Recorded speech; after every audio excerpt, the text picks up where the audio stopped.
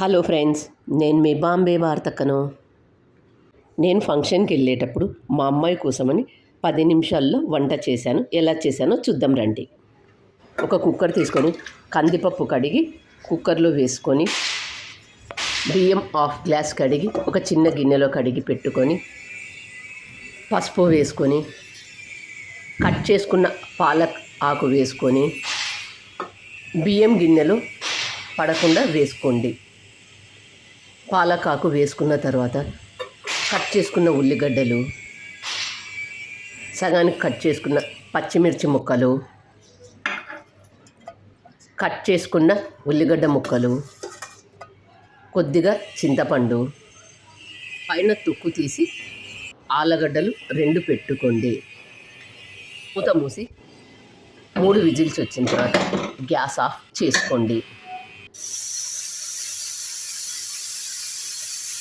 ఆలు కర్రీలోకి పుల్కా కూడా చేశాను. అక్క, మీరు హోటల్ నుంచి తెప్పించి పెట్టొచ్చు కదా అనొచ్చు. కాకపోతే ఎగ్జామ్స్ టైం కాబట్టి ఇలా చేసి పెట్టాను. పెన్నం మీద రౌండ్గా చేసినది వేసుకొని ఒక సైడు కొద్దిగా కాలిన తర్వాత మరొక సైడు గ్యాస్ మీద పెట్టి కాల్చుకోండి. పుల్కాలాగా బాగా పొంగుతుంది. చూడండి ఎంత బాగా పొంగిందో, ఏమాత్రం ఆయిల్ లేకుండా ఎంత బాగా పొంగిందో చూడండి. ఇలా చేసి పెట్టినట్లయితే హెల్తీగా కూడా ఉంటారు. కుక్కర్కున్న ఆవిరంతా పోయిన తర్వాత చూడండి అన్నీ ఎంత బాగా ఉడికాయో. అన్నం తీసి పక్కన పెట్టి 2 ఆలులు ఉడికినవి పక్కన పెట్టి పప్పు ఎనుపుకోండి. అక్క, మీరు ఇంతగా ఎందుకు శ్రమ పడారు అని మాత్రం అడగొద్దు. ఎందుకంటే మనం ఫంక్షన్లో బాగా తినేటప్పుడు తల్లి మనసు ఎంతో బాధ అనిపిస్తుంది. మన పిల్లలు ఏం తిన్నారో లేదో, అందుకు ఇలా చేశాను. పప్పు ఎనుపుకొని పుల్కాలోకి ఆలు కర్రీ గ్యాస్ ఆన్ చేసుకొని బాండీ పెట్టుకొని అందులో ఆయిల్ కొద్దిగా వేసుకొని ఆయిల్ వేడైన తర్వాత తాలింపు గింజలు చిటపటలాడిన తర్వాత సన్నగా కట్ చేసుకున్న ఉల్లిగడ్డ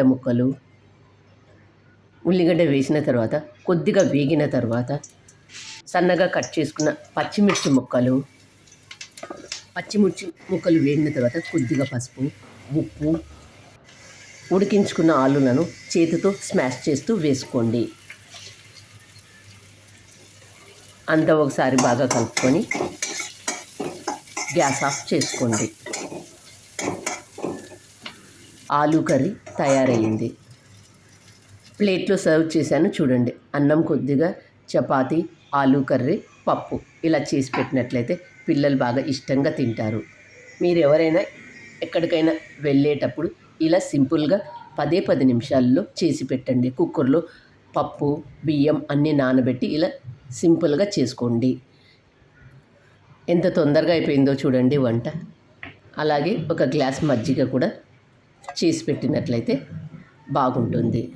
1 గ్లాస్ అయితే ఎక్కువ అవుతుంది, సగం గ్లాస్ అయితే తక్కువ అవుతుంది. సింపుల్గా ఎలా చేశానో చూడండి. మరి మీకు ఎలా అనిపించిందో నాకు కామెంట్ చేసి చెప్పండి. నా ఛానల్ కొత్తగా చూసేవాళ్ళు సబ్స్క్రైబ్ చేసుకోండి. Thank you for watching.